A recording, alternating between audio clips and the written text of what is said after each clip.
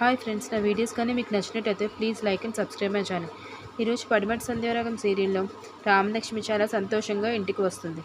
అక్కడ చూస్తేనేమో జానకి ఒక పరవన్నం వండుతూ ఉంటుందన్నమాట. అప్పుడే రామలక్ష్మి వెనక నుంచి వచ్చి అమ్మ అని చెప్పి ప్రేమగా వాళ్ళ అమ్మని హత్తుకుంటుంది. వెనకాల నుంచి కళ్ళు మూసి దానికి వెనక్కి తిరిగిన జానకి, ఎలా ఉన్నావు అమ్మ నీ అత్తారింట్లో అంటే, చూసావుగా నేను ఎంతో ఉత్సాహంగా ఉల్లాసంగా ఉన్నాను అని అంటుంది.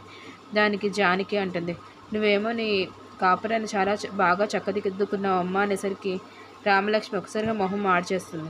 అదంతా గమనించని జానకి ఆద్యం చూస్తూ ఇప్పటికీ ఎక్కడ వేసినట్టు అక్కడే ఉంది, తన జీవితాన్ని ముందుకు వెళ్ళనివ్వట్లేదు, అర్థం చేసుకోనివ్వట్లేదు అని చెప్పి ఆది గురించి చెప్పి బాధపడుతూ ఉంటుంది.